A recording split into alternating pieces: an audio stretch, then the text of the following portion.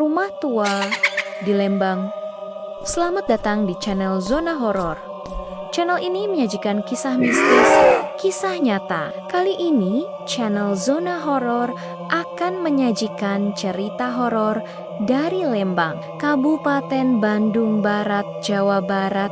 Rumah Tua di Lembang, simak ceritanya hingga selesai jika kamu benar-benar berani. Jangan lupa like, komen, dan subscribe channel ini ya. Cerita ini berdasarkan kisah nyata yang terjadi di Lembang, Kabupaten Bandung Barat, Jawa Barat, di daerah pegunungan Lembang, Jawa Barat. Udara malam memang selalu terasa dingin, namun di balik sejuknya hawa pegunungan, ada sebuah rumah tua yang menyimpan kisah kelam. Rumah itu berdiri di pinggir jalan menuju Maribaya, dan bagi warga sekitar, tak seorang pun berani lewat di depannya. Setelah jam 10 malam, tahun 2010, sepasang suami istri muda dari Bandung, Dimas dan Rani, membeli rumah tua itu dengan harga murah.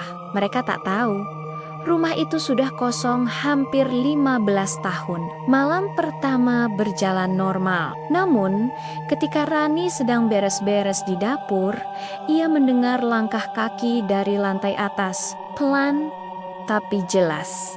Padahal, Dimas sedang di luar rumah, menurunkan barang dari mobil. Ia naik perlahan, menyalakan lampu, dan melihat bayangan perempuan berambut panjang berjalan melewati kamar utama. Ketika ia mendekat, tidak ada siapapun di sana. Hanya jendela yang terbuka dan bau melati yang menyengat. Seminggu kemudian, Dimas mulai ikut mengalami hal aneh. Setiap jam 2 malam, lampu ruang tamu selalu menyala sendiri. Suatu malam, ia memutuskan untuk berjaga. Ia duduk di sofa, menatap ke arah tangga, dan di sanalah ia melihat seorang perempuan berpakaian putih turun perlahan. Wajahnya pucat, matanya kosong. Ia berhenti di anak tangga terakhir dan tersenyum, menunjukkan gigi yang hitam seluruhnya. Dimas langsung pingsan di tempat. Keesokan harinya, Rani meminta bantuan tetangga sebelah rumah, seorang pria tua bernama Mang Omat yang sudah tinggal di daerah itu sejak muda. Begitu mendengar alamatnya, wajah Mang Omat langsung berubah pucat. Ia berkata, ibu rumah itu dulu meninggal gantung diri di kamar atas. Mayatnya baru ditemukan seminggu kemudian.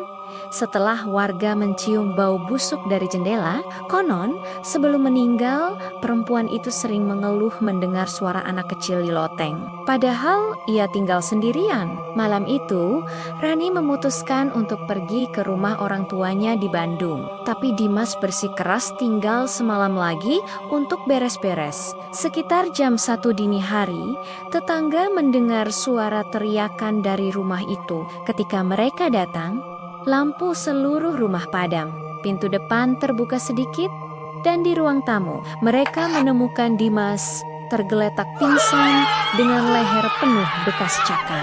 Di lantai kayu, terdapat jejak kaki basah menuju tangga atas.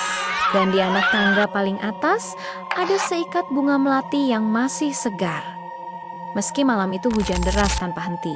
Setelah kejadian itu, rumah tersebut kembali dikosongkan. Tidak ada yang berani menempatinya lagi. Beberapa waktu kemudian, seorang pengendara ojek malam mengaku melihat perempuan berpakaian putih berdiri di balkon rumah itu, menatap ke jalan, seolah masih menunggu seseorang pulang. Warga setempat kini hanya menyebutnya sebagai Rumah Melati Lembang.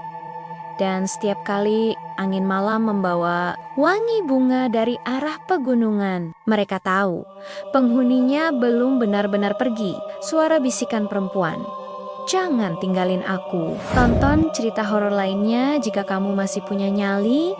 Like kalau kamu berani lewat depan Rumah Melati Lembang setelah jam 10 malam. Subscribe sebelum dia datang lewat jendela kamarmu malam ini.